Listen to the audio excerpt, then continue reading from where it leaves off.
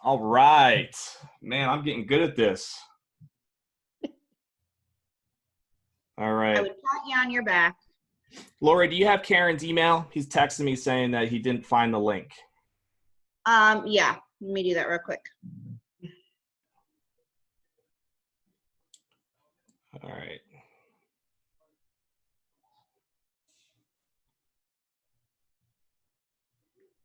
All right, so hopefully Karen will be able to join us, but if not, we have plenty of talent on this call regardless, so we're good to go.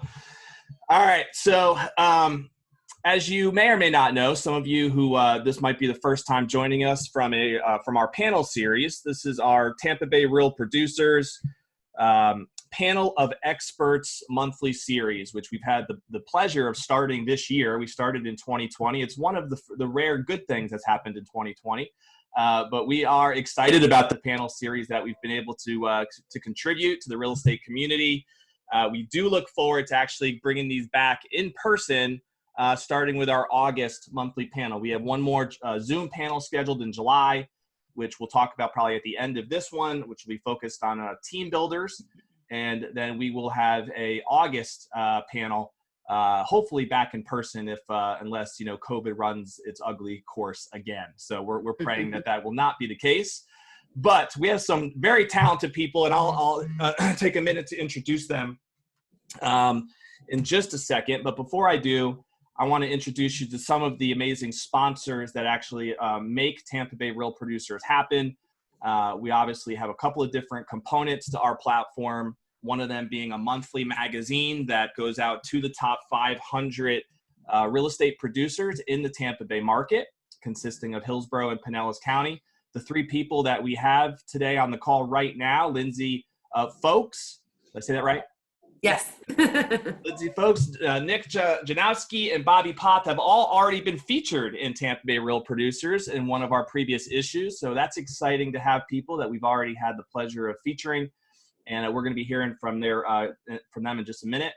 I want to first introduce Margot Ackerman with Home Team Inspections. Margot and Home Team have been a proud sponsor of our platform for about, I guess, 6 to 8 months now, somewhere in that time frame, I believe.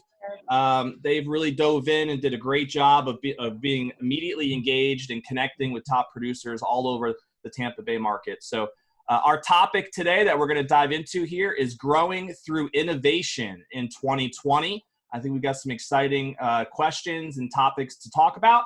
So Margot, let me just hand it over to you for a second if you want to introduce yourself. And tell everybody, what's awesome with you in your life today. Thank you. Once again, we have the wonderful panel, and I thoroughly enjoy the panel, and I welcome all the panel. First of all, I'm with Home Team Inspection Company, and who are we? Home Team by the numbers, 26 years in business, 41,000 inspections, 1,200 inspections with 2 teams in 2019. We are now geared for 1,800 inspection capacity in 2020 with 3 teams, and we do a normal home inspection in an hour. So there are the facts, okay? But what does all this mean to you? Okay, let's get a little personal, a little inventive as far as what this means for you. First of all, we can schedule your inspection with 48 hours. And we're finding right now that inspection times are shorter. So you need to have somebody that has the capacity to do it quickly. We can accommodate your growth, okay? We're not promising to add people. We are now equipped to do 1,800 inspections this year. So feel free to come, bring your plans for growth. We'd love to work with you and make this happen because we now have the capacity to do this. And the nice thing about it, since it only takes us an hour to do an inspection, you now have more time to spend building your business, or if you're totally comfortable with that right now, try enjoying some family time. So to end this little speech of mine today, I want to tell you we are ready, we are willing, and we are able to fulfill all your needs. Thank you, guys. Have a great year. Cool. Thanks, Margot, and thanks again for all your support and your team's support for the platform. We appreciate that. Let me also introduce you to another one of our sponsors with Van Dyke Mortgage. Van Dyke has been working with us not only in the Tampa Bay Real Producers market, but Van Dyke has been a proud partner with Real Producers in various markets all throughout the country. I got connected to them through our Orlando market, and they've been working with us ever since we started, actually, here in Tampa Bay. Chance is one of those valuable team members. I want to say there's about 25 of you guys locally that I've had the pleasure of meeting and getting to know a little bit through John Jones, one of the greats in the mortgage industry. So, Chance, why don't you share a couple of your thoughts on this topic and say hello to the people? Yeah, absolutely. Well, first of all, good morning, everyone. Chance here with Van Dyke Mortgage. Very proud to be affiliated with such a great organization and definitely one of the top 3 lenders in the Tampa Bay area, if not the entire country, just my unbiased opinion. But listen, I just want to express to everyone here how excited I am about this morning's topic about innovation. I think especially during a time like this, we are definitely having to, be ahead of the curve and be top of mind with everyone. So, through times of turmoil, I think innovation is born. And I'm really excited to hear what the panelists have to say today in regards to their plan, their strategies, and what they've done to implement that. And for being an innovator of myself, it's, you have to roll with the punches. So for something I was doing before by promoting local businesses, via just in a series that I was doing, called Carpool Conversations. Now we had to change it over to Zoom, but still helping promote people in the local community and helping grow that and be that trusted advisor for everyone. So just wanted to say thank you again for everyone who's worked with Van Dyke Mortgage. We're very appreciative of your business. And if anyone ever wants to reach out to me, brainstorm, talk about some ideas on innovation, I'd love to. Reach out to me on Facebook, Chance Unger, and then I'll be more than glad to link up with you. So thank you so much. Cool, Chance. Appreciate it.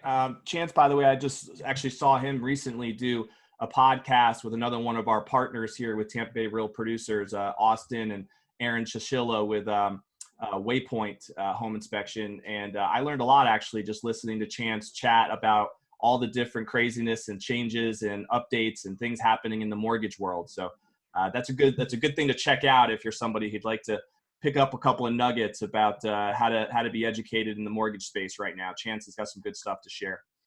All right, let me introduce you as well to, of course, none other than the queen herself. Has been a rock for us since we started with Real Producers, has helped in many ways with our platform, and we are eternally grateful for that. So Lori LaCoppola with Celebration Title, we thank you so much for your involvement and engagement in the platform. And why don't you say hello and introduce yourself a little bit to anyone who might not know you.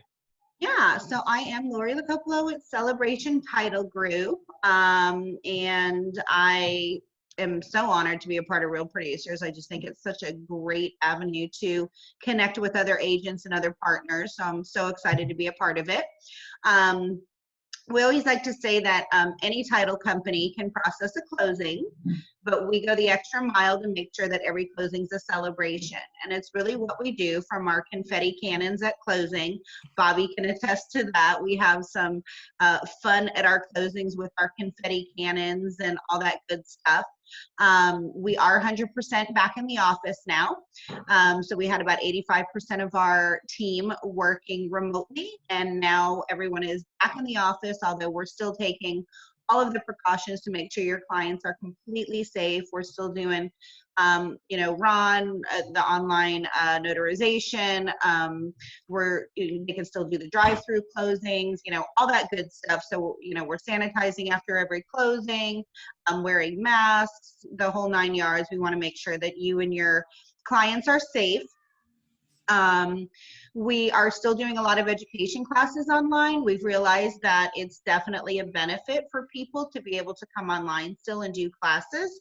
So for this month, I think we had 26 online classes. So definitely check out our calendar. We'd love for you to be a part of, some of our classes, and we have some great ones. So check out Celebration Title Group, come celebrate with us, and let's fire a cannon together. That's it.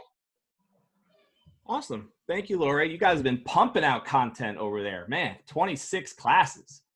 That's a lot of content to keep up with. And I think it obviously shows your commitment to helping the real estate community and adding value to everybody that you can through education. So appreciate all that leadership and all the work that goes into. I'm one person who definitely understands how much work is involved in putting that much content out. So God bless you guys. Keep up the good fight with celebration. All right. So as you guys know the drill, if you are a sponsor, I am going to be demoting you to an attendee, and so we can spotlight our panelists for the remainder of our call. Say bye-bye. Bye. Let's see if this even works. All right. Oh, wait a minute. I got to do it over here. Okay.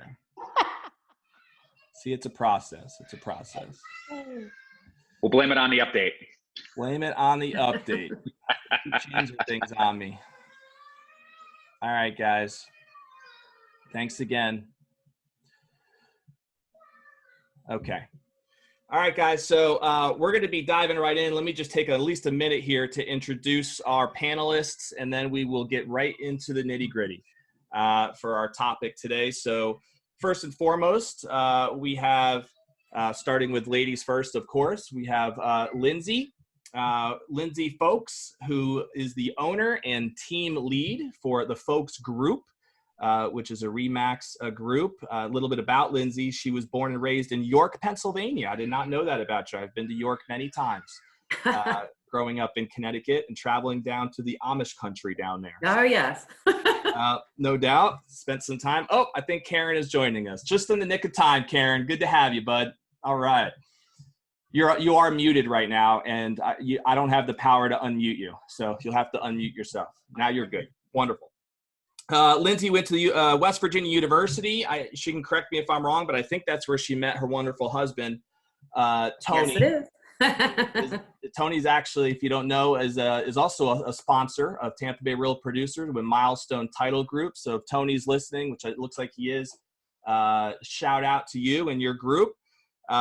Lindsey started selling landscape materials and to residential and commercial developers back in Florida when she moved to Florida, getting out of the cold weather. And she actually got her real estate license back in 2007, right before the housing crisis. It was perfect timing for her. She is married, of course, as we mentioned, to Tony. She has her two beautiful daughters, Addison and Delaney, and a boxer baby named Mila. She enjoys relaxing by the beach, boating in the turquoise blue waters of Tampa Bay, and who doesn't enjoy fine wine? We know that Lindsey does for sure. So Yes. Lindsey and her team, by the way, did over $28 million last year, was a top 100 producer in all of Tampa Bay with her group, and has definitely built a reputation for innovation and building some systems that have helped her team grow. So we'll be listening and learning a lot from her in just a minute. So thanks for being here, Lindsey. And Thank you very much for having me. Oh, the pleasure is all ours for sure. All right, let me take a second and introduce Kerin Clarkin, who just joined the party. We're glad to have you, buddy. Kerin is from Long Island originally, a fellow Northeasterner like myself. I don't know exactly when you came down to Florida. You can correct me if I say anything wrong here, but I think you've been started with real estate ever since 2004 in the Long Island market. Is that correct? Yep, 2004 in Long Island. Wonderful. And one of the things that I know you take a lot of pride in is just your innovation when it comes to video marketing and how you've built the brand, a very creative brand, I might add, through video technology and marketing. You have a website called funtampa.com. I highly recommend anybody to check it out. It's one of the more creative things that I've seen any agent do that I've had the pleasure of interviewing and featuring. And so get a chance to check out Kerin's site if you can. He's a top producing agent. He also is a top 100 producer, did over $20 million last year here in the Tampa Bay market. And, if you get to know Kerin, he's just got a great personality and a great sense of humor. So he's one of those guys that will just make you laugh. And you probably, if you meet him at a party, will not want to walk away too far. So Kerin, glad to have you here and looking forward to hearing some of your thoughts in just a minute. Appreciate it. All right. We also have the pleasure of having Bobby Poth with us here today. Bobby looking slick and fresh and just lost some weight. And, not that you looked bad before, by the way, buddy, but you're looking good and great to see that you are hitting some goals there too. You're just a goal-setting machine. Prior to joining Mainframe Real Estate as a market founder for St. Petersburg, Bobby was the founder and owner, I should say, of Poth and Associates Real Estate, which was a boutique firm in the Tampa Bay area. Just recently, actually, in December of 2019, Bobby rebranded all of their offices and converted them to Mainframe Real Estate, which is a growing brokerage that really, in many ways, and Bobby can correct me if anything I say is wrong, is focused on innovation and innovative ways to be able to attract talented agents and obviously support, coach, and encourage talented agents in the business. Bobby is an owner of an online real estate school, another consistent top producer, while focused on building an organization and building his team, still doing between $7 to $10 million annually as an individual agent. Bobby is very, very active in tons of local community organizations. It would take me probably 15 minutes to list off everything that Bobby is actively involved with, but just to highlight a few. He served as the chair of the Equality Florida St. Pete Gala in 2016, 17, and 18. He's the co-chair of a diversity and inclusion group for the Young Professionals Executive Board in St. Petersburg. He's a member of Pro Pals. He's just an all-around rock star in every way, shape, or form. And he also lives in the Pinellas Point community here in Tampa Bay. So, Bobby, thanks again for joining us, and excited to hear some of your thoughts on ways that innovation has made an impact. Thanks again. Thanks for having me. And then last, but of course not least, we have our local expert with global reach, and that's none other than Nick Janovsky. Nick, am I pronouncing your last name correctly? You did. Thank you. Wonderful. Okay, thank you. Nick is another top 100 producer in Tampa Bay, closing over $18 million in volume last year. He's closed over $60 million over the last 3.5 years in real estate sales. Really focuses on creative and innovative negotiation tactics, as well as a lot of more, I would say, more advanced, like technology-based marketing programs. So we really tried to think about panelists for this particular group that have had a track record of innovation when it comes to not only marketing, but we're going to talk a lot about marketing today, but also just like any sort of business systems in terms of growth. And I feel like we've got some really, talented panelists to dive into that. Nick has really done a great job, by the way, too, through social media and tapping into the power of social media to connect buyers and sellers. He's also an author. He's a founder of Strategic Campaigns, LLC. So not only does he crush it in real estate, but he's also a political junkie. So it's good to see that he's got influence, and he's a multifaceted Renaissance man, making things happen. He was actually, this is kind of neat. He was born at the England Air Force Base, which I did not know, here in Florida. And he currently lives in downtown St. Pete. A lot of different awards and designations. In 2019, he was the #1 referral agent for all the Premier Sotheby's in Florida and North Carolina. He was the #2 agent in sales volume for all the Premier Sotheby's in St. Pete in 2019. Through 2016 through 2018, #3 overall in closed volume, top 5% negotiator according to HomeLight, and there's about 15 other accolades here that I'm not going to go through at this moment. So, Nick, thanks again for joining us. We have a very talented panel, so why don't we just go ahead and dive right in now that we have gotten the introductions out of the way. Is that cool with everybody? Sure is. All right. So first question we normally start with is just an opportunity for each of you to just do a very quick 5-minute little rundown of your career for somebody who probably might not know you, has never met you, has never necessarily heard your story. It's tough to kind of recap an entire story in 5 minutes, we know. But what has that path looked like for you, as far as your real estate journey?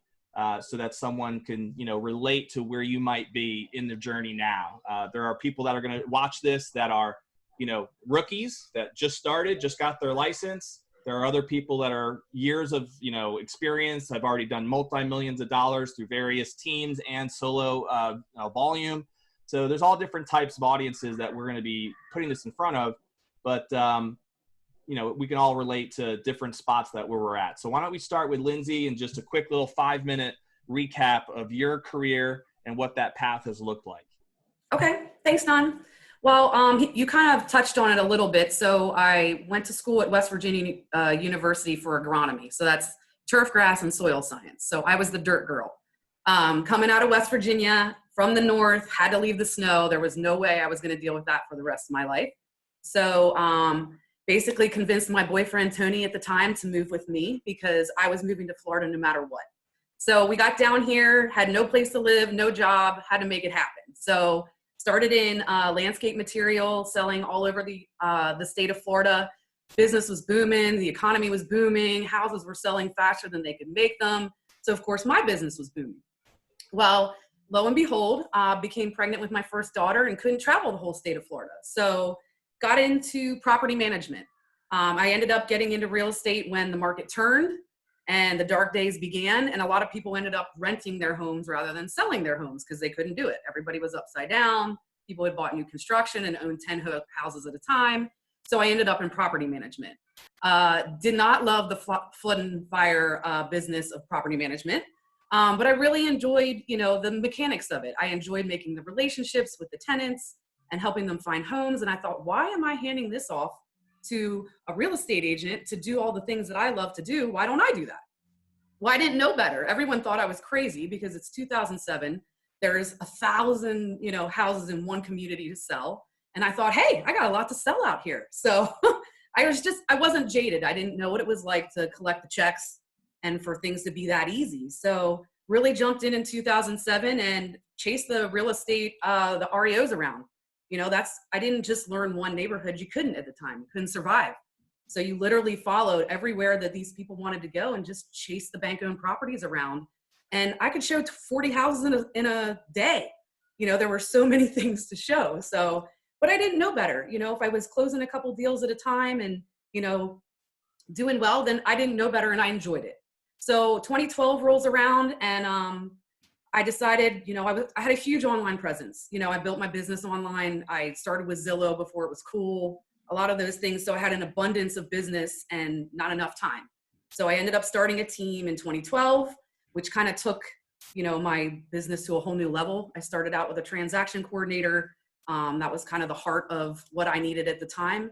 And now I've grown into 16 members and a transaction coordinator. And actually we went from 28 million to 40 million this year.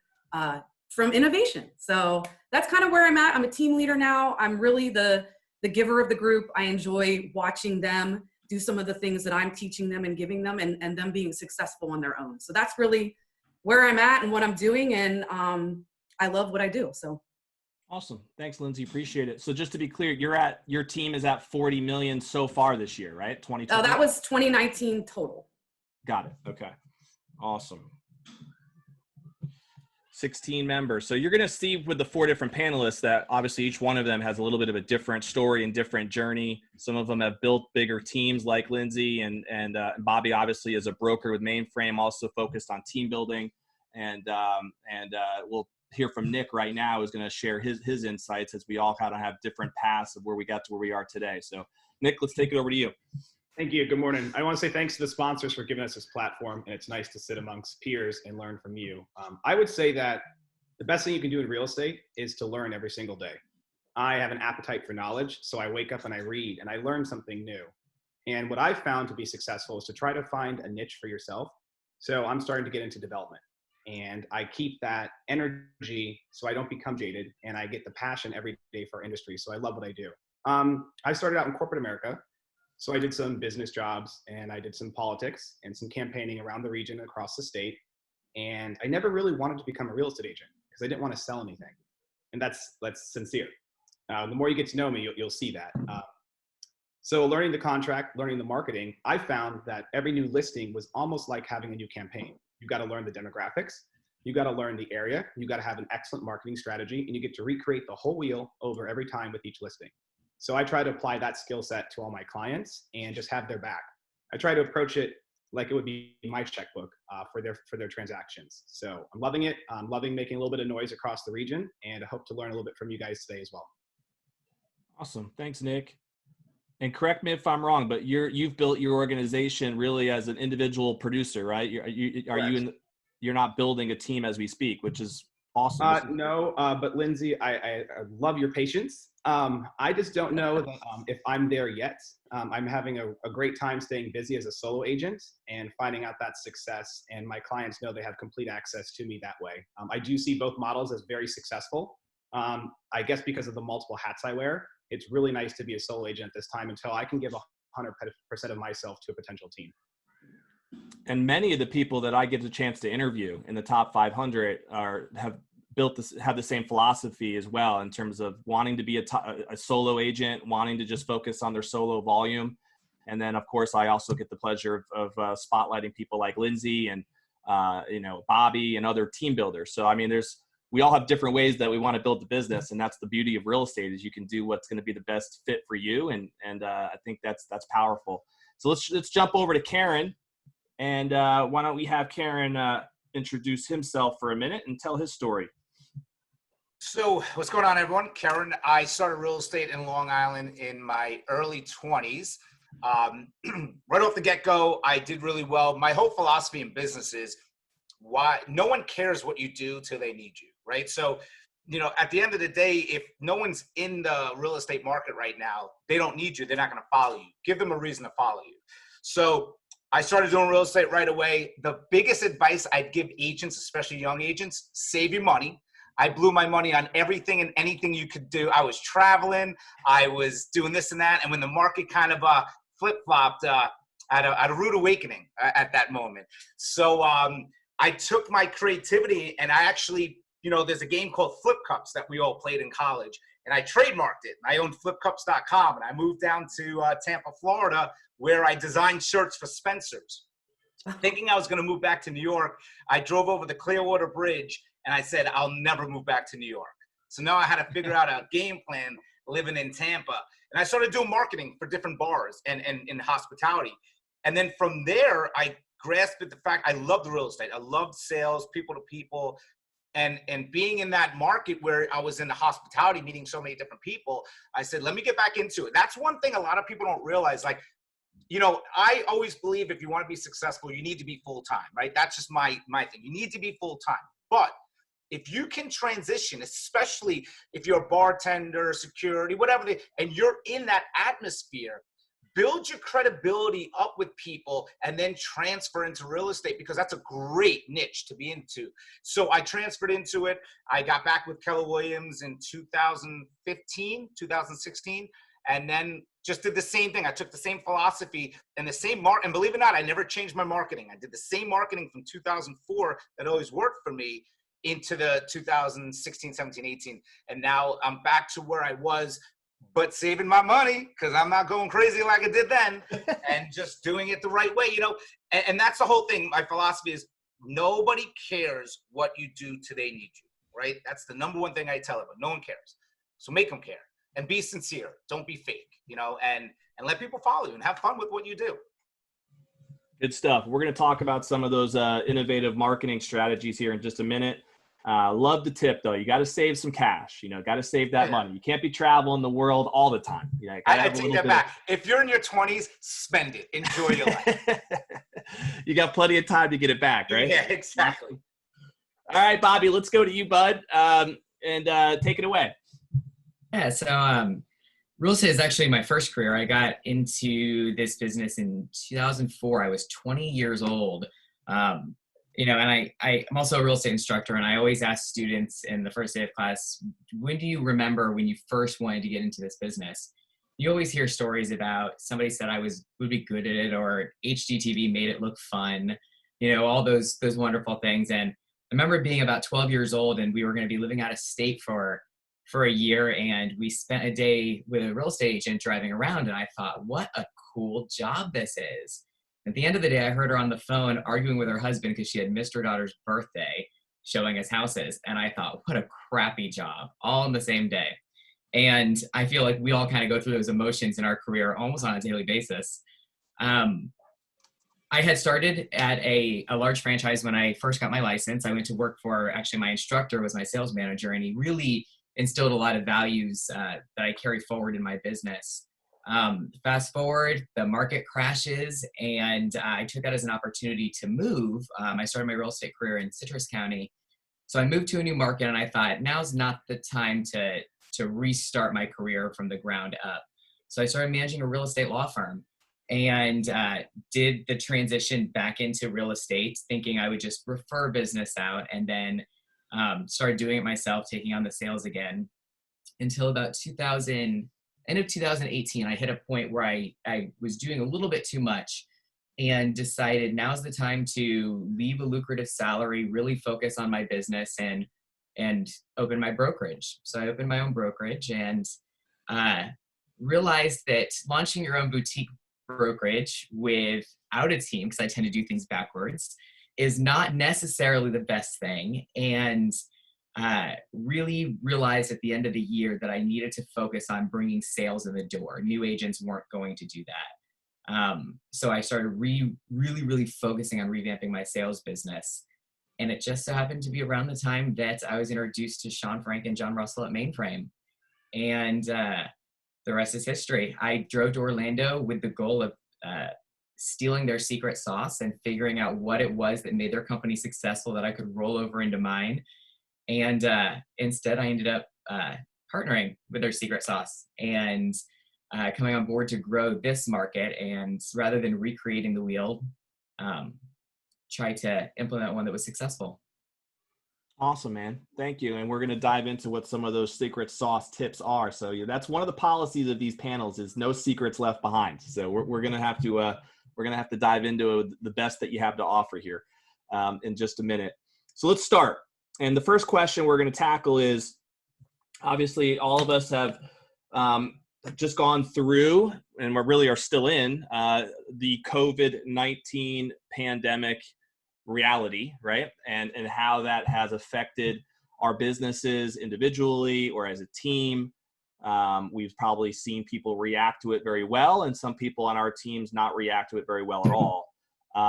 And so we're going to start there with just, we have some leaders on this call who obviously are having great years and probably made decisions that reacted to the pandemic in a very proactive and positive light. So how did this pandemic impact your business and your goals for this year? So we're really focusing on 2020 for right now. All of us started this year with goals.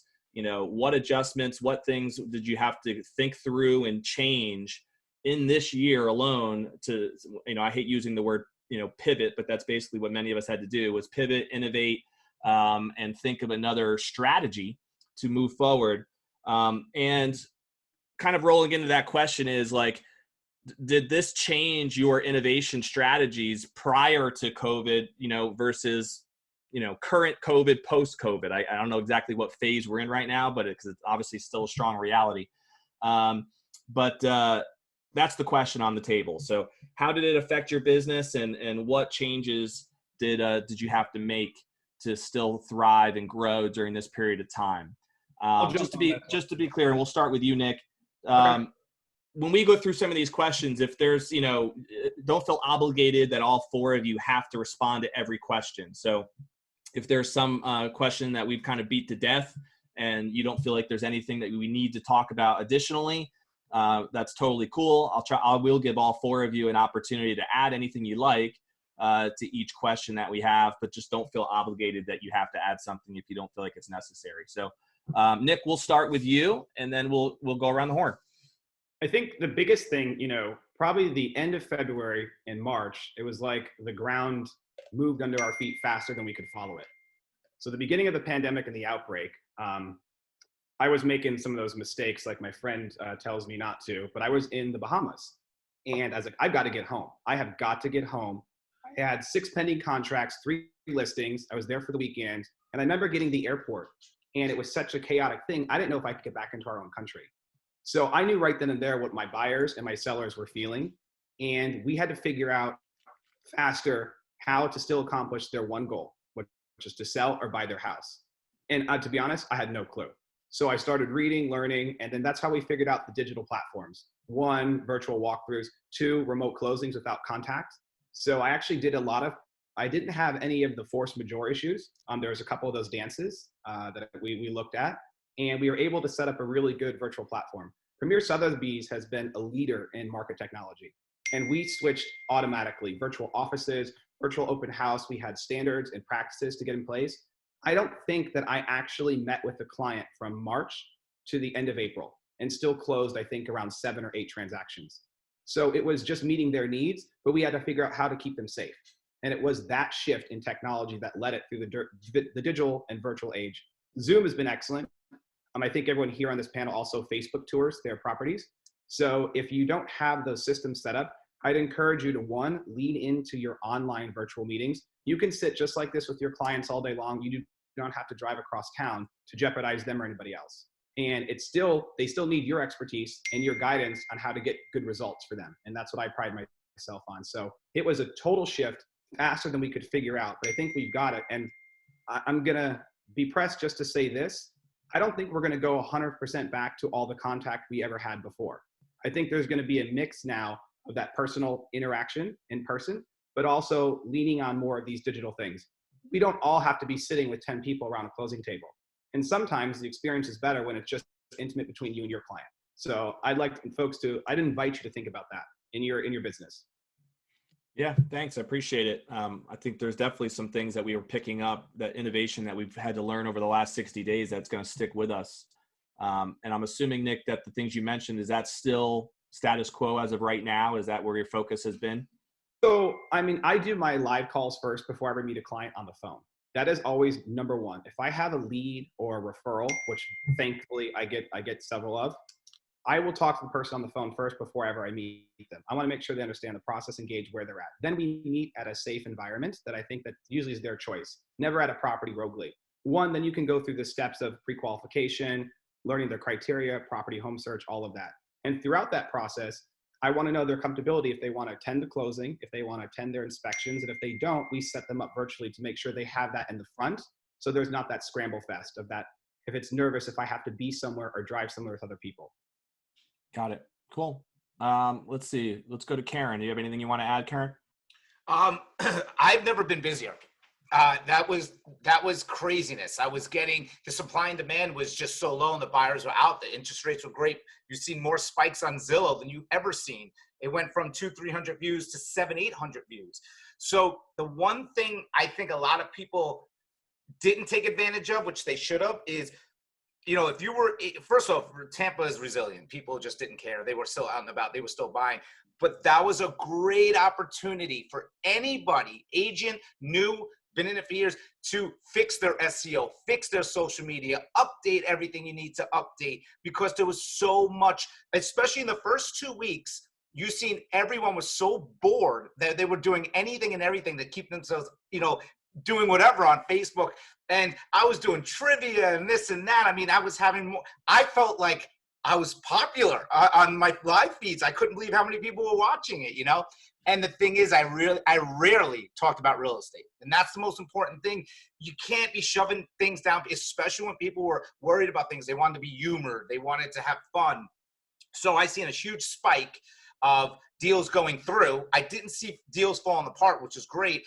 And then you'll see that, a perfect example, I think during COVID, there was 450 houses in Hillsborough County that had pools. And out of the 450, 350 of them were in contract.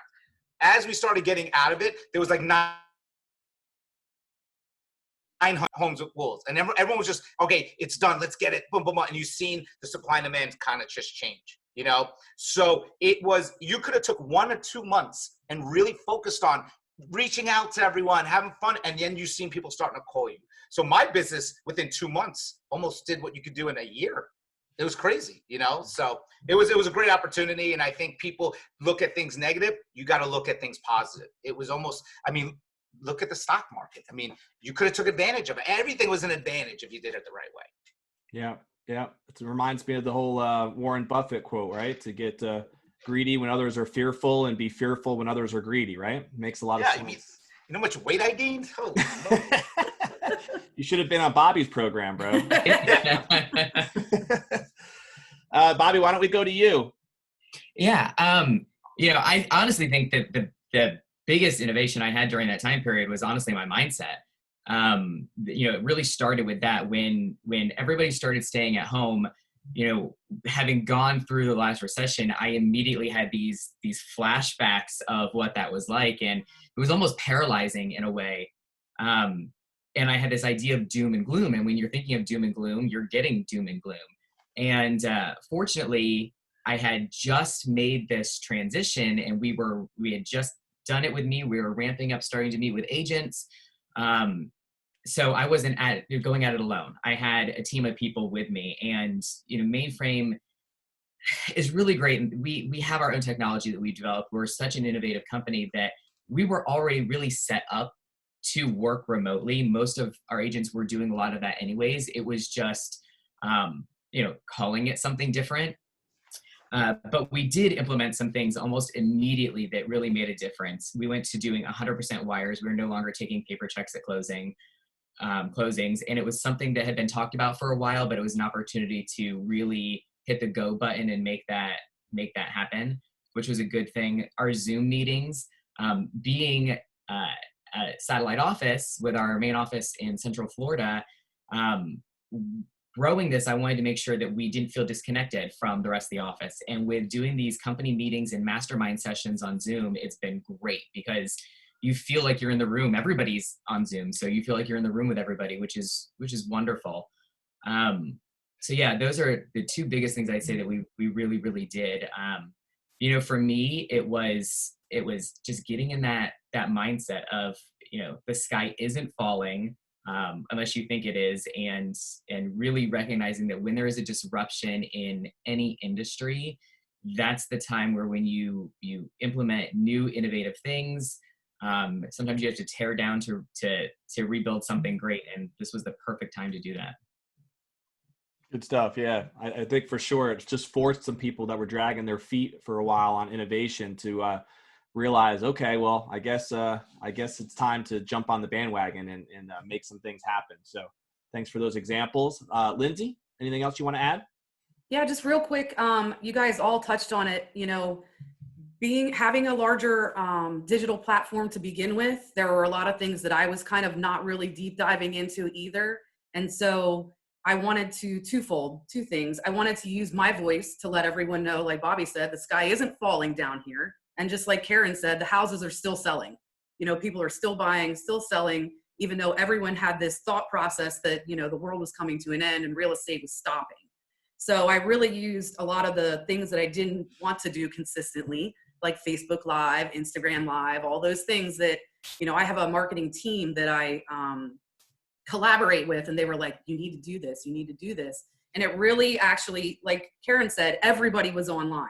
So the amount of exposure and messages and texts and, everything that I got from that, like, thank you, we had no idea, thank you for being, truthful, and really giving all that, getting through all of the, misinformation out there about what was really going on. We were still out there showing with our masks, with our gloves, all these things that we were doing differently to protect our clients. And then it's twofold, I was using that Matterport technology before for all of my listings. Well, I had to do the deep dive, and I really kind of put myself, because I'm an online searcher, I'm a scroller, what's going to get my attention? What's going to get me in another open house online? So I really had to come up with some strategies as to how to get people into my virtual open house. And my first virtual open house, we kind of marketed it all week and had a little incentive to go into it. And we did a lot of deep diving into that. And we had 155 visitors in like 4 hours on a Saturday. And that house ended up going under contract the following week. When do you ever get 155 visitors at an open house? And the beauty of that was, even if they were just kind of looking, it really kind of pared down who was really interested. And then I got phone calls from people who were really interested, which really kept it safe, not only for the sellers, but the buyers.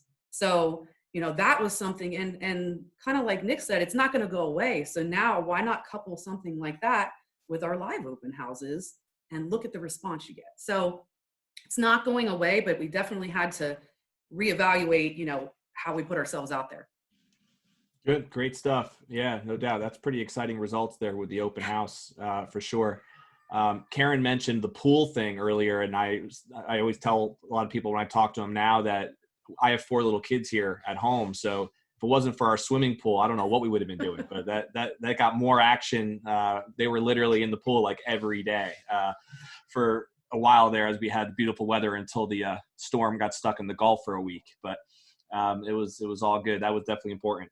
All right, let's dive into this next topic, which is one of my favorite topics, which is marketing. And so let's talk about some of your favorite and most innovative marketing philosophies. And that could be something that's evolved over the years, or it could just be how you've always done business and it's always worked and you've never changed. But if you had to kind of like share your secrets on what your most innovative marketing tactics are, what comes to mind? So who wants to go first? It doesn't. All right, Bobby, we'll go to you and then Lindsey. For me, we have this philosophy of, try to find simplicity in your marketing. Not every agent out there has this massive budget for video production and, an entire crew to handle things. So tapping into the resources that you do have, I'm fortunate that we do have click marketing. We have an entire marketing department. I can design pieces I share on social media in 30 seconds, and I've got tons to choose from, which is a really, really great thing. So if you're in a company where you don't have that, maybe your company does. If you don't, find a resource that does. There's a lot of resources out there through our vendor partners that we do business with that can really help you with that. There's no reason for us to recreate the wheel on those things. People have done it successfully. They've done it well. Your time can be better spent improving some of your processes. So finding simplicity in your marketing, that's probably the number one thing. Time is money. Even when you have a ton of it because you're sitting at home, you can do so much with that. So time is money. And I remember at the Florida Realtor Convention last year being in this class on videos, and we were talking about how people are so apprehensive about doing that. They're so nervous about doing it. They're worried about how they look or what they look like. And somebody said, your voice is your voice, your face is your face, what you look like is what you look like. People see you every day, just put it out there. And I think that that's, rings true, especially today. Just putting your authentic self out there. People want the authenticity. I think Nick and will probably agree in politics too, when you have this perfectly canned candidate that doesn't necessarily translate well to the voters. People want that authenticity, and it's the same with us. And when you can do that through your marketing easily, I think that's where you can see the most benefit.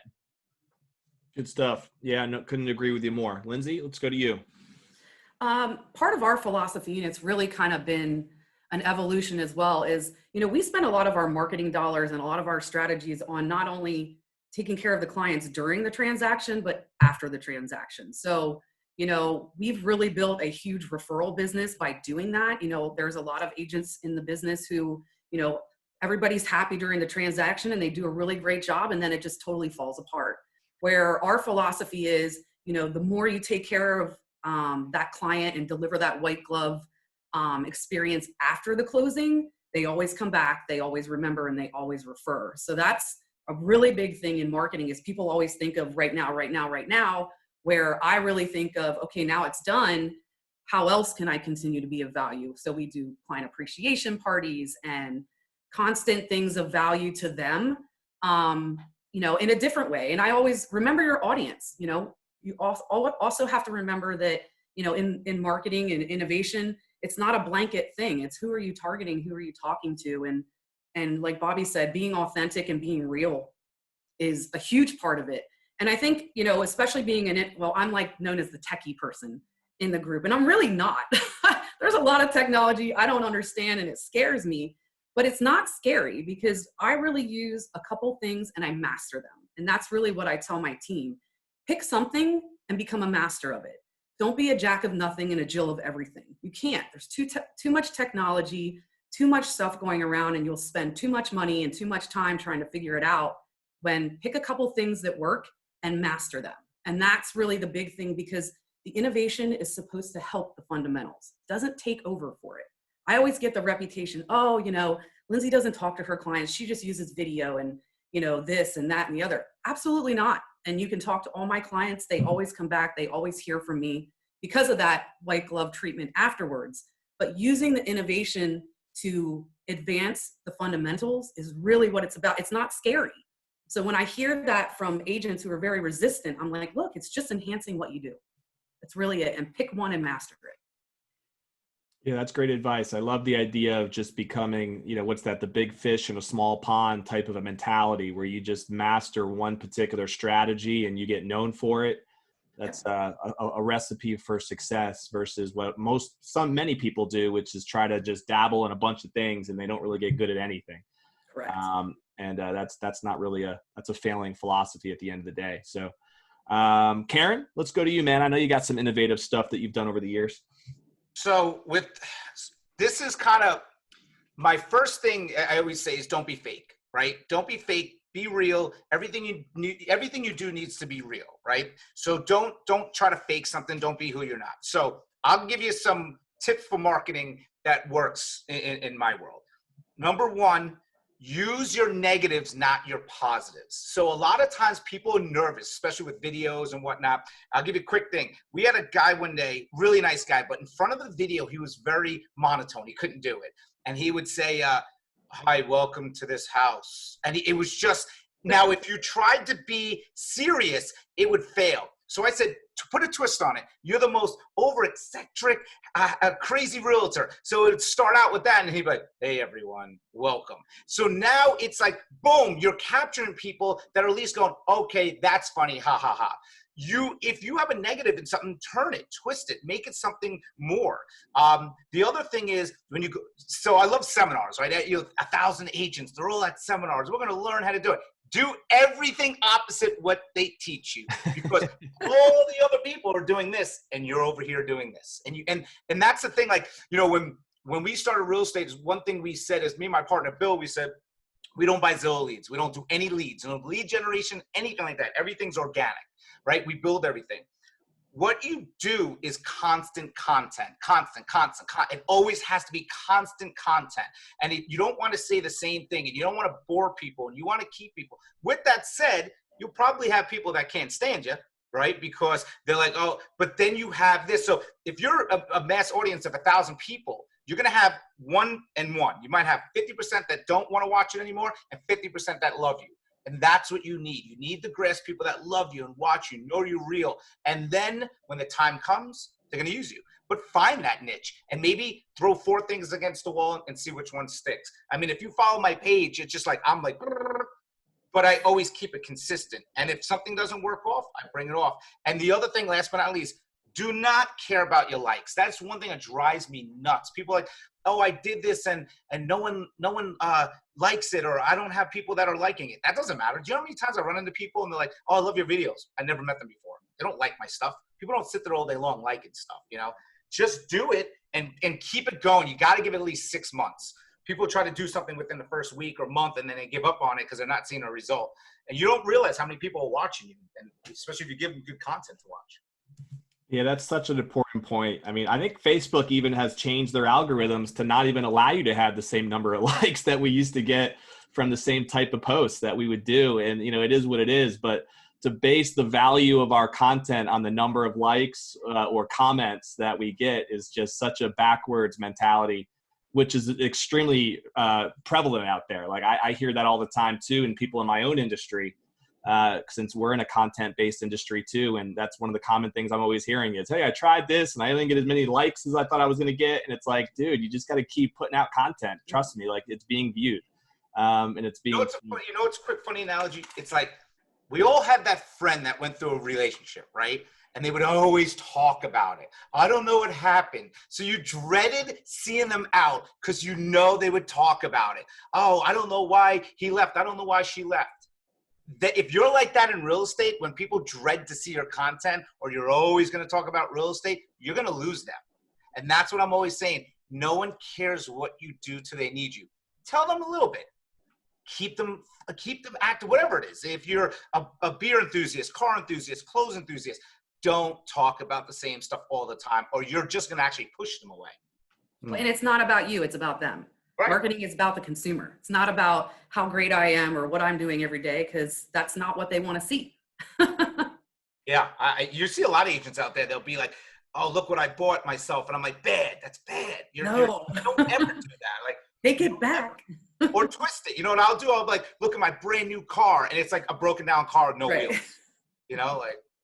One of the things that I know by like watching some of Kerin's content is that he really tries to tap into the comedy side of things, right? So a lot of Kerin's content is based on comedy, which we all know that I mean, who doesn't love comedy in some way, shape, or form, right? So there are probably people who follow Kerin who has nothing to do with real estate, might never even buy a home from him, but they think he's funny. So he's still getting that exposure to be in front of them on a regular basis. Nick, how about you, man? I'm interested in your perspective, even coming from the political connections that you have. Some of these topics I think can hit numerous industries in a way. What are some of your favorite? Other than your passion for your clients, your marketing is probably your most important thing. And it's going to come down to basically 3 points that I've kind of developed. It's going to be repetition, often, and then platform. Repetition, you've got to figure out your words that's authentic to you that you've got to keep repeating. For instance, if anybody follows my channels, I've probably got about 20,000 people between all 5 of them. And it's to get you results that you deserve or deliver you results. That as a top line message breaks through and breaks through all the noise that's out there. At the end of the day, the client just wants to know they sold their house for the most they got it. And the buyer wants to know you got it the best deal that you possibly could. You showed that, you're honest and authentic, and you're repetitious about that message, they're going to remember that. Also, you got to post often. So that breakdown of what some of the others have mentioned, if you just post all day long, interest rates are low, call me to sell your house over and over, no one cares. I don't want to hear that all day long. You got to use the human factor, and you got to post all the time. I post 5 to 6, 7 times a day. And what Kerin said, one sticks, one doesn't stick, but I promise you they all read it. So it shows those different layers, like peeling back an onion of who you are as an authentic human. So people like it. Some of the best interactions I have are me and my stupid dog. That drives me nuts. I mean, the thing is a money pit, and my house is disgusting, but I love him. So they like that. And they know that I read all those other articles that I also post too, and be like, that guy's the real deal. He's not going to sell me. He's going to get me the results that he really tries, that he thinks is the best. The third thing is, if you do all that, you're going to establish yourself as a platform. You're going to become a known brand and a known entity. And if they trust you and they know that you're intelligent and you actually care and try, you're going to win the business every single time. So own social media, own it. And I'll tell you this, all those new agents out there, if you're listening to this, if you're going to send a mailer, do you think anyone's going to read it or call you if you send just one? So if you think mail works, you better mail that same house and zip code 5 to 7 times before they even remember who you are. Or like Kerin said, build your platform and use my 3 things. Use your repetition, post often, and then you'll develop a platform. That 50% of the base that follows you is going to become endeared with you, and all your haters can just block you or go away anyways. And don't worry about it, because you didn't need them anyways. You're going to get haters. And you get to work with who you want to work with. So Bring it on. I heard somewhere that you're not anybody until you have haters. I mean, that's just the way that it is. I was reading a marketing blog recently, and one of the things that stood out to me was that 20 years ago, it took about 5 or 6 exposures to create an action in most marketing mediums. Now, because we just have so much activity around us every day, and with the social media components and everything, now it takes between 20 to 24 exposures. Now, I don't know how scientific they are where they got 20 to 24, but the point is that there's a lot more exposure needed today just because of the amount of distractions that are everywhere around us than it used to, even 20 years ago. And that goes to Nick's point of consistency and repetition and, posting on an often schedule, staying consistent with that. All very, critical points in trying to have an innovative marketing approach. So good stuff, guys. I wanted to, in some ways, hinge off of that question and talk about some specific, innovative hacks that you are excited about. So these could be particular apps or systems or programs, or Nick even mentioned platforms that are your favorites that you feel like have gotten you the biggest bang for your buck, have just been the funnest ones for you to use, and that you feel like really have helped you create the brand that you want. So Why don't we start with Bobby? We haven't started with him yet. Any particular programs, systems, apps, innovative hacks, Bobby, that you feel that you're passionate about? Yeah, it's changed over time. We all have 100 programs that we use. I mean, I had a CRM, a transaction management. We've got social media, now Zoom, marketing, all these different tools that I was trying to use. And when it comes to technology, I'm maybe a 3 on a scale of a 1 to 10. So for me, it's actually been a lot of the resources that we have within our company, because we have our system that does everything for us, which is pretty great. So, I would say to agents who don't have that, to look for a platform that really takes the work off of you to do that. I think the best hack you can have is one that takes the work off of you and does the systems for you and the processes for you. So that's, ours is Abe. That's what's really great. There's, I'm sure, other systems out there. Lately, for me, it's really been Zoom. Zoom has been huge. I hated Facebook Live. I hated, if somebody called me, on FaceTime, I would block it. I just didn't like it, didn't do it. And through this whole process over the past several months, using Zoom has been a game changer for me. I immediately started doing, once I got comfortable with it, started doing happy hours, virtual coffees with past customers and clients. And, when we work with somebody in a transaction, you often become close, best friends with them. I mean, you know everything about them. You know their financial resources, what they like, what they dislike, their marital problems, everything. Then after that transaction, we can give the white glove service and continue to try to connect, but you're not communicating with them the way that you were throughout the transaction on a daily basis. So it was nice being able to, I could do 10 virtual coffees in a day, whereas, in person, you were lucky if you did one and if you made the time for it. So Zoom has been huge. And now that we're going out a little bit more, trying to figure out how to keep that incorporated into my day, into my business, because it was a really good way to connect with people and really get back to basics when it comes to the core of marketing, which is, having authentic relationships. Yeah, good stuff. Like we said earlier, I think a lot of the innovation that's coming out of being forced out of COVID-19 will stick, and in many ways, I think will help, grow everybody's, hopefully most people's businesses coming out of this to innovate and move forward. So let's go to Nick on that question. So it's basically what we've all talked about, and the platforms to build it. So I'm going to break this down really quick and simple for everybody. And now you get to look what it's like when I run a campaign. So you've got Instagram, you've got Facebook, you've got LinkedIn, you've got TikTok, and you're going to get different results out of each one of them. If you dial it down to the granular level and do the studies that thankfully I've been fortunate to do, you're going to get more of a return on your ROI and your dollars interacting for free content on Facebook. You can increase your exposure on Instagram for your lifestyle, and that's more of an influence. LinkedIn, you're going to get professional traction a little bit from industry peers. Your client base is only going to come from all three, and most likely the platform of Facebook by you being authentic, because people are going to connect with you and they trust it more. Instagram's more about your lifestyle. TikTok would be great for Kerin to be funny and wild. I have a little bit of a one, but I watch it. So it just depends on who you are. And you've got to leverage all 4 of those platforms, but be repetitious on it, be often. And as we all know, I like to own the platform of Facebook. I believe in it. It's brought me a ton of money. And to what Kerin says, I haven't bought a lead from Zillow, and I haven't held an in-person open house in 3 years. Maybe I'm doing it wrong, but it's worked out really well for me.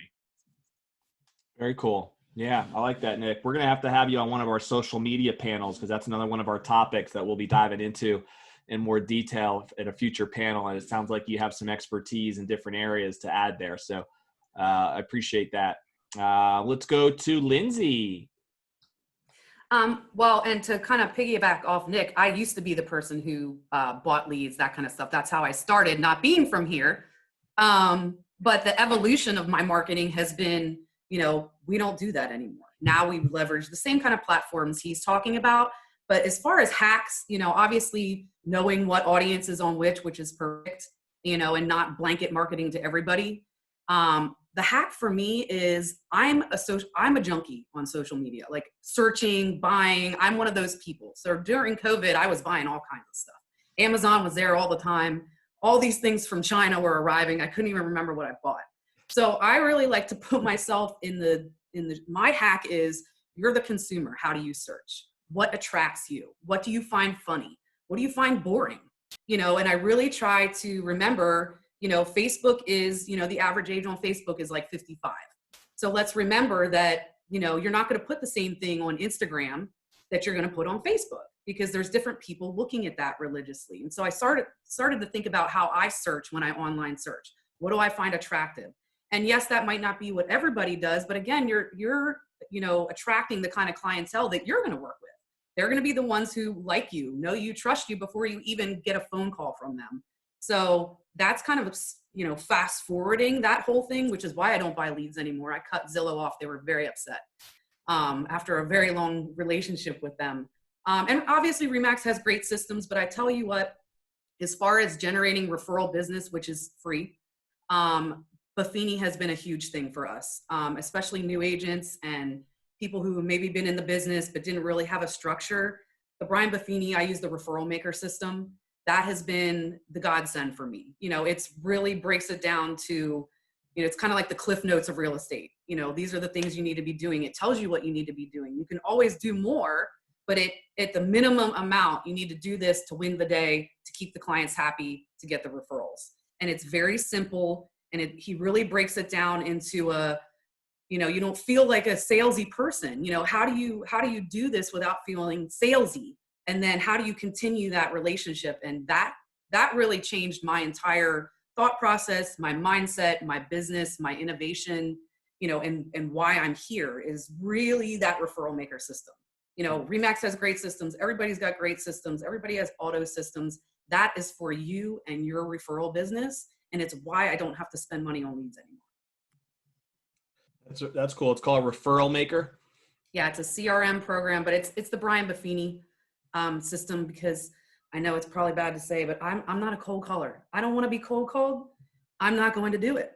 So I know my reality. I own it. It's not one of my fortes. And that really taught me how to do it without doing that. Yeah, and it sounds like there's a lot of automation built into that Referral Maker system, which to me is an integral part. I think it was Bobby that mentioned earlier, finding ways to continually be in front of the client after, the transaction takes place. I know Lindsey mentioned that earlier as well. And to me, automation is the key of being able to do that in a way that's going to, be relevant, but keep you top of mind and consistently build that relationship. So it sounds like there's some automated systems built into that Referral Maker thing would be worth checking out for many people out there. Kerin, how about you, man? Anything else you want to add on this particular one?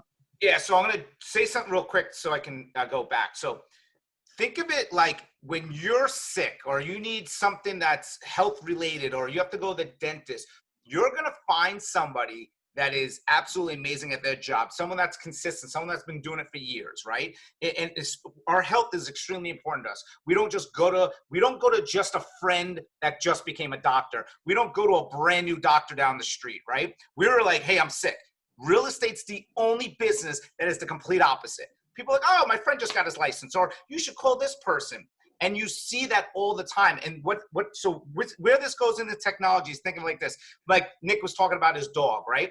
That's a huge population of people that love to follow people with dogs. You might have never worked with that person, but they're going to love you and automatically be like, call Nick or call this person. They're amazing. I've never worked with them before in my whole entire life, but I love following them. And they're going to give you free publicity. Now, granted, I'm a firm believer. You should know what you're doing in real estate, and you should be able to understand, answer any question and have a background. But real estate is the only business I've ever seen where people go, yeah, you should definitely hire them. Never worked with them before, but I love them. And that's all content. And if you can get into different circles and become like, just because you're on Facebook, remember, you don't have to use your Facebook. You can join other Facebooks and become part of them. And then people will start following you. And once they start following you and they like you, they're going to recommend you. And it's the craziest thing. I had a recommendation not too long ago. Oh, I saw you on Facebook and I loved it. You definitely know what you're doing in real estate. Now, granted, thank you, I do.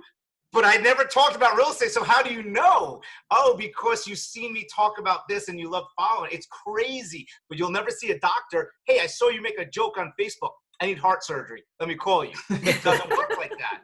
We're like the only industry that people will like grasp onto. And it's because of these $1 million listing TV shows. It was never like that in the early 2000s when I did it. You had to have a really good referral base because there was no social media. You had to have a good reputation. Man, people can take advantage of, and now going to granted what everybody else is saying, once you build that up and you have a good reputation and you have the follow-up and people are spreading the word for you, your business is going to build tenfold. But you got to use the technology. And to jump on that, door knocking, best thing in the world. I love it. And I love door knocking, but you got to do it differently. I'm not going to get into it. I still love door knocking. It's my favorite thing. We have a door knocking champion in here. Great stuff. So a lot there and a lot to digest. I think, the idea of being authentic online is a common theme that we keep hearing from different people in different ways, finding your way to do that. And so that kind of leads into our next question that we'll touch on quickly, and then we should be able to wrap up, I think. And if you have any questions, by the way, if you're watching in the Q&A, if you want to type any questions in the chat box, we should have a minute or two at the end to be able to answer any specific questions for the panel. One thing I'll throw out there that I saw in our chat box from Chance was I thought it was a neat hack, the idea of ordering Uber Eats for one of your clients and then setting up a Zoom call with them, and then boom, you got yourself a lunch meeting right there. So, kind of surprising them with an Uber Eats order and then hopping on Zoom with them. So that's kind of neat, a neat little topic under the spirit of the white glove treatment for your previous client base, right? So what's some advice that you would give to agents? These could be people that are on your team, those of you who are running organizations. I'm sure you've seen, especially during this whole COVID time, like some of your team members that it did not react very well and that were not very proactive to it, and then probably others that did. But what advice or things would you say to somebody who, has been kind of struggling or maybe even in some ways resisting the need for innovation in their business? What are some conversations or thoughts that come to mind? Well, it's not going away. I'll say one thing. One thing that I think a lot of agents don't realize in this business is our ROI is insane, right? It's absolutely insane. And people are so scared to spend money on marketing and whatnot. Now, granted, Facebook's free, but I'm not even saying money on ads. Like you were saying with the Uber Eats, it costs money to do that, right? I remember one of my teachers, I'd say, he used to take this FedEx box and he would make it look like the sickest thing. He would overnight it and it looked like you just won a prize. And when you opened it up, it was his business card.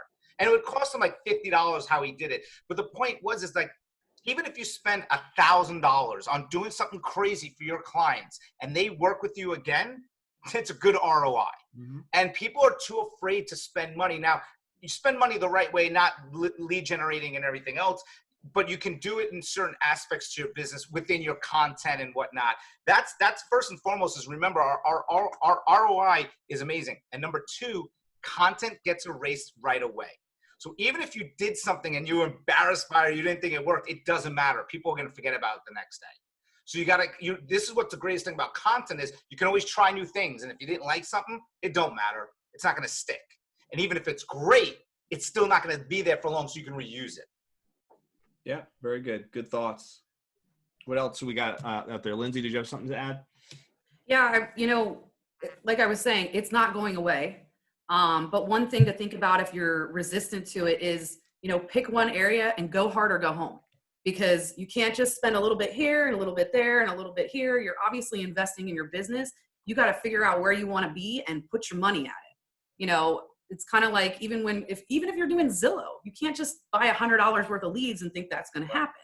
You got to go hard or go home where you're at. And beyond that, if you're not going to do it and you're not going to do it consistently, hire someone. And if you can't afford to hire someone, then you need to join a brokerage who can teach you how to do it, because it's not going away. You need a leader to help you if you're resistant to it, or you need to hire somebody that's one of the biggest things that my real estate coach told me. She's like, there's going to be, strengths and weaknesses. Hire to your weakness. If I'm not a social media person, I'm going to hire somebody who is, because it's not going away. You know, if I can't be a manager, I'm going to hire somebody who is, because that's not going away. So that's the kind of thing. It's investing back in your business. Where's your best place to put that money, and go hard or go home.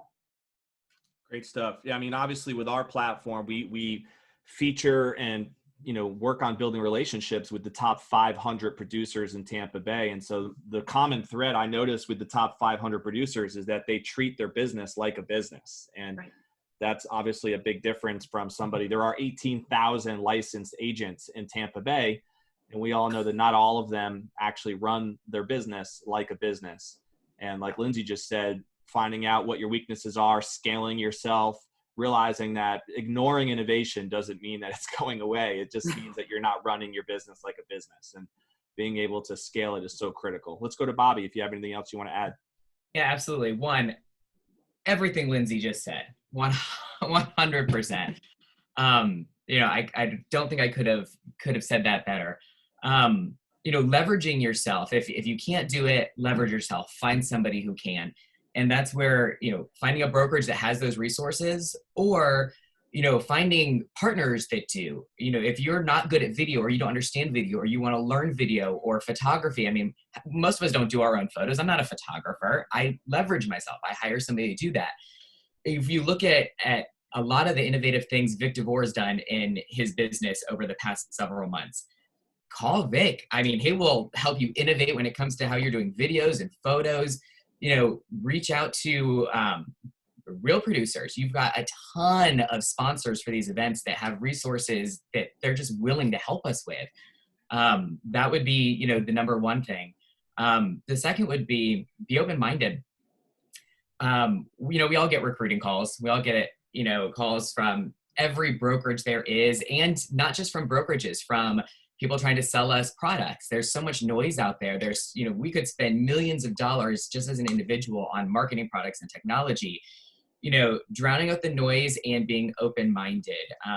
You know, take those meetings. When you sit down, even if you're not interested, you might walk away with something that you can implement into your business. You might have this aha moment of something you can do. That's what I did with Mainframe. I went to go get their secret sauce, and it turned into something. I never intended on closing my company. It just happened. You know, there's a lot of successful business models. Don, you started this from nothing, and you've got, you know, the top agents in our market connecting. You've got these great events going on. You know, follow business models like that. And then the third would be to just do it. You know, we all had that first listing appointment. I'm not a cold calling agent. I don't cold call. I don't like it. Like Lindsey, it's just not my thing. I know I should, but I won't be consistent with it. I'm just not going to do it. You know, so I know that that's not an avenue I would go down. But, you know, we all had that first listing appointment. We all had that first closing. We all had that first property we had to market, and we just did it. We had to. You didn't have a choice. You couldn't sit back and go, well, should I or shouldn't I? And, you know, you had to have the confidence to do it. The same with innovation, whether it be technology or marketing or mindset, just do it. Good stuff. Yeah, I mean, we definitely have a lot of great partner vendors with real producers that would love to help you guys build your businesses if needed. And all you got to do is go to Tampa Bay Real Producers Facebook page, and you'll see many of them on there. And if you don't get our publication, you can email us, and we can at least get you a digital version that you can see who our vendors are. And also just go to our website, tampabayrealproducers.com, and there's a whole list of vendors there that all want to help you. So being able to click on any of that. Nick, anything you want to add to that? I'll make it quick. COVID's not going away, and it's not just the word COVID. It's our business has changed, and it's not just the virus. So if you can't engage social media, you might want to find a new industry. And I only say that, not being rude, it's because where do all your buyers come from? It's most likely online. And everyone wants to see that picture, that Matterport, that video walkthrough. You've got to own that trend, because if you're not excellent at that, you might not be giving excellent results to your clients. 2, spend your money the right way. So I'm notorious for, as far as them out for a happy hour or send them a bottle of wine if I see them at a restaurant across town. It's not great for my liver, but when you make that real connection with them, they stay a part of your life. And I mean, I may or may not, for 5 years in a row, been the leading outgoing referral agent for both recognizable major brands in Florida that I've been thankful to work with.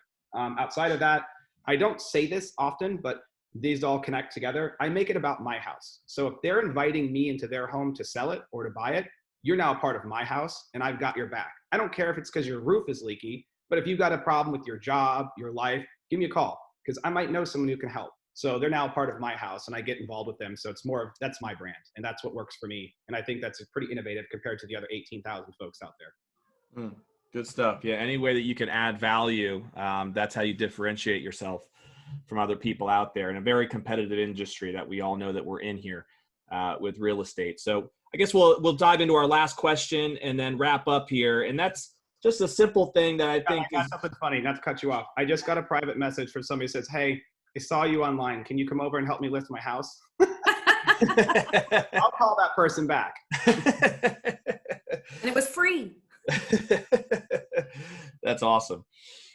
All right. So what are some of your favorite ways to stay educated or stay connected in terms of like what is actually happening in innovation? How do you stay modern? How do you stay up to date? How do you not, fall into the ranks of what we just talked about, which is somebody who maybe even without even realizing it has been resisting innovation? Do you have favorite books, resources, seminars, groups? What are some things that come to mind that really help you stay sharp in your industry? And we'll wrap up with that. So who wants to go first? I'll say this real quick, and what just Nick just said really fast. The best part about that, when you get a call from someone seeing you on technology, you have to go, which one? Because you're doing so many. Where did you find me? Which one did it work? I think what helped me the most is I look at things and I go, what captures especially that we're so in tune with technology and Instagram, Facebook, Nextdoor, LinkedIn, all this. What makes me go, wow, that was good. And I like that. And then I'll follow that person and I'll go, I like what they're doing. I want to make sure this, I never will copy anything. I try to always be the original one. And then as I start seeing people kind of maybe doing something, I'll change it up, right? I always have this funny thing. I said, take a celebrity that has 1 million followers or 2 million followers. If they decide to do real estate, they're going to be more successful than you overnight because they already have the masses, so they already have the population. So try to be within that celebrity. What can you do? What's the new trend right now, And number 2, I have to say this, the only reason that I'm successful is because I have an amazing admin and I have a partner who keeps my business afloat. They're the reason why my business is where it is. If either one of them decide to go somewhere, please don't. I would be nowhere without them. Surround yourself with people that make you phenomenal. My partner is the complete opposite. See how much I talk? He'd be sitting here like this all the time. So we're opposites, and that's what makes us work so well. And we have an amazing admin. Marissa, Bill, thank you guys so much. Make sure you always give credit where credit's due. Just thanks for bringing that up, Kerin. We have a section that we're looking to develop within Real Producers called Behind the Scenes, which is designed to spotlight some of the top administrative assistants in Tampa Bay that really don't get the love that they deserve a lot of times, like Kerin just said. So if you're out there and you have a great administrative assistant, including those of you who are on this panel right now, don't hesitate to reach out to us and we'll try to put a spotlight together for that person. And we can even try to keep it a secret so that they'll be surprised when they see themselves getting featured. She loves video. In a Real Producer issue. Well, we got a couple of ways to kind of keep things stealth if we really need to. So that would be cool. Nick, you're muted. You have something you want to say? Thanks. This couldn't be more true. Lindsey said it. Kerin said it. I think Bobby mentioned it earlier, but I have a transaction coordinator. I couldn't be me without a great one. And I am tough. Everyone knows that. And I'm extremely methodical and detailed about it. It has changed my volume in my life. I could not be me without that transaction coordinator. So if you're an agent who's doing at least 10 million, logistics got to work. Let's just be straight. If you've got that or higher, you've got to get yourself a transaction coordinator because it allows better results for your clients. Yep. You just got to do it. Good stuff. Bobby? Yeah, I mean, I also use a transaction coordinator and have for quite a while. I think no matter what level you're at with production, I think it's one of the best things that you can do because again, it's leveraging your time. Since moving over to mainframe, my TC doesn't do nearly as much because our system does most of it or a lot of it for her, but I still find it incredibly important and essential because there's that extra human connection. I know that I don't have to worry about certain things because she's got it under control. She understands how I'm going to send an email, how I'm going to respond to things. It is one of the best things you can do. As far as, keeping up on what's going on in technology or what things are useful, I think the first thing is education. Education is so important in every aspect of our business. And I say that as an educator, but I think it's one of the most important things. And that doesn't mean just taking a class about technology. I mean, going online and watching a panel like this, or when you do them in person, if that happens again, going to those, the little tidbits, you walk away with one thing you can implement in your business. That's worthwhile, in my opinion. The next is relationships, and not just relationships with your customers and clients, but your colleagues. I learned so much from my colleagues within our brokerage, within other offices. I value those relationships almost above anything else. They are so important. I mean, I get referrals from agents who have retired or who are on vacation and they need help. I mean, those relationships are so essential. And I learned so much because when you have those authentic, good relationships with your colleagues, they're willing to share what works for them. If John Russell or Sean Frank are watching this, or anybody in our office, really, they'll laugh when I say it, because I say it so often. A rising tide lifts all ships. And the more we share resources with each other, the better we all are. There's enough business for everybody out there. I truly, truly believe that. So those are the two for me. Yeah, good stuff, Bobby. That's definitely a mentality that we try to parrot as well with real producers. That's why we try to get top producers in a very competitive industry who in some cases might be hesitant to share their secrets and their thoughts and how they've built their business. But we try to bring them together in a platform because we do really believe that there's plenty of business out there for anybody, and the real estate community benefits as a whole when top producers collaborate and work together. And I love that you said competitive, because I think that terminology is so important. This is a competitive industry. When I hear people say cutthroat, it bothers me. Bad mindsets, bad agents make it cutthroat. It's competitive. And that's a good thing, because competition breeds innovation. Absolutely. Couldn't say it better myself. So Lindsey, you're going to wrap us up here with your last thoughts. I saved, of course, the most talented one for last. Oh, yes. Go ahead, Lindsey. Well, I'm a product, my innovation is a product of boredom. And I tell people this all the time.